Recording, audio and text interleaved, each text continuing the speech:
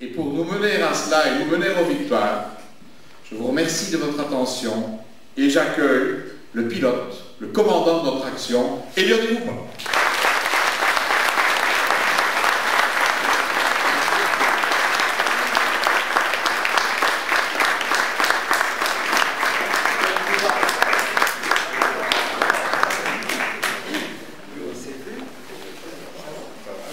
Et je lui passe la parole.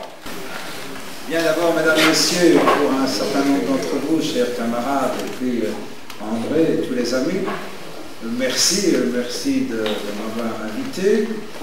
Et puis, je tiens à vous souhaiter, merci infiniment, à vous souhaiter le meilleur vœu pour cette année 2009, année qui, je dirais, comme chaque année, est une année particulière, puisque j'ai, comme beaucoup d'entre vous, ce sens que la vie est un aller simple et qu'à chaque instant, il faut avoir cette faculté de profiter au maximum de ce qui peut se produire de positif et essayer de gommer les aspects négatifs. Alors, mesdames, messieurs, chers amis, André, vu quelle organisation, c'est militaire, hein, c'est ça. On croit qu'il a eu une expérience remarquable. D'abord, avant de vous présenter la communication, je ne peux m'empêcher de penser à ces enfants et ces puéricultrices sauvagement assassinés tout à l'heure. Ce sont des choses qui malheureusement se produisent, mais on ne peut pas, quand on est un responsable public, politique, ne pas adresser d'abord les condoléances et puis dire encore une fois que les êtres humains sont capables du meilleur, ne peuvent être capables du pire. Et que c'est pour ça d'ailleurs qu'ils se donnent entre eux des lois, des règles, pour justement pouvoir vivre en société d'une manière la plus harmonieuse possible. Il faut dire aussi qu'on vit, au-delà de ce type d'action, pour lesquelles d'ailleurs les autorités tentent d'apporter de nouvelles solutions, mais on ne trouvera jamais la solution définitive. On peut bien sûr prendre des mesures de sécurité, mais la folie des hommes reste la folie des hommes. Sur le plan politique, on vit un moment vraiment singulier. C'est un moment charnière de portée historique. Nous avions, nous, socialistes, et je confesse volontiers qu'on n'a pas que des vertus, et que dans la grande famille socialiste, il n'y a pas que des vertueux, mais nous avons depuis longtemps tiré la sonnette d'alarme sur l'évolution qui était celle de cette société où, surtout depuis le tournant des années 80, avec une pensée unique basée sur la philosophie libérale, et je reviendrai dans un instant, contrairement à ce qu'on peut dire, je ne suis pas un acharné anti-ceci ou anti-cela dans les partis belges, même si j'aurais le droit de l'être, d'abord par rapport à ceux que nous avons dû subir il y a un an et demi, on nous a traités de tous les noms parce qu'un certain nombre de socialistes avaient commis des actes qui étaient répréhensibles,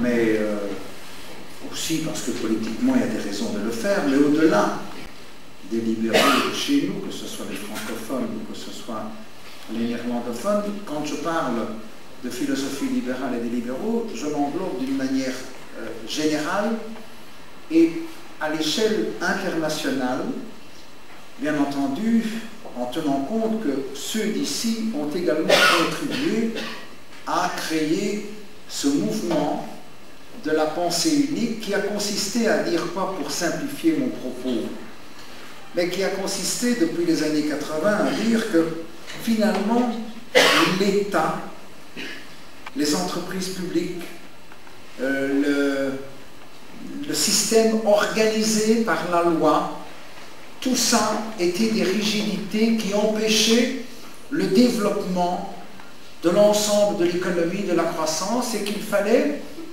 déréguler, la dérégulation, qu'il fallait libéraliser, un terme terrible, libéraliser, on paraît qu'on va finir par s'envoler comme avec les ailes d'un ange, libéraliser, déréguler, qu'il fallait flexibiliser, qu'il fallait réduire d'une manière considérable le nombre de responsables des services publics.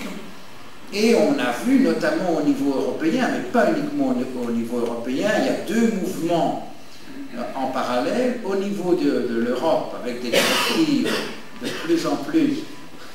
Ça, vous ne voulez pas un petit coup d'eau, parce que c'est possible aussi, donnez-lui un verre d'eau. Je disais que dans ce mouvement, il y a deux types de mouvements qui sont allés en parallèle. Il y a le mouvement de l'Union européenne, avec toutes ces dérégulations, ces directives de libéralisation, puis un deuxième mouvement qui a été conçu au sein de l'Organisation mondiale du commerce, où sur le plan international,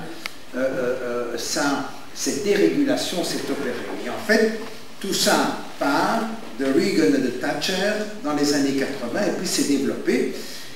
Et aujourd'hui encore, juste avant la crise bancaire, et je vais aller très vite, bien, les tenants du libéralisme, ici comme ailleurs, traitaient notamment les socialistes, quand nous parlions de tenir compte davantage des consommateurs, qu'on disait qu'il fallait un observatoire des prix, il n'y a pas si longtemps, juste avant qu'on annonce des cataclysmes, je vais y venir. Moi, je me souviens qu'à la télévision, certains collègues disaient de moi que j'étais ringard, que j'étais complètement hors du temps. D'ailleurs, on a dit que c'était des bolcheviks qui dirigeaient comme ça. Enfin bref, on était hors du temps. Nous étions des dépassés. Bon. Mais la réalité, mesdames, messieurs, la réalité, ces gens-là ne la vivent pas. Et c'est mon reproche principal.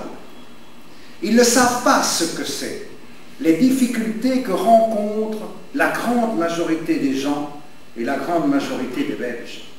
Que ce soit la classe moyenne aujourd'hui, et plus encore les gens avec des faibles revenus, il y a par rapport aux années 70 vraiment de très très grandes difficultés. Et pire, et c'est la critique majeure que je fais au système libéral, c'est qu'aujourd'hui, nos jeunes ont ce sentiment que demain ne sera pas meilleur qu'aujourd'hui. Et ça, c'est terrible.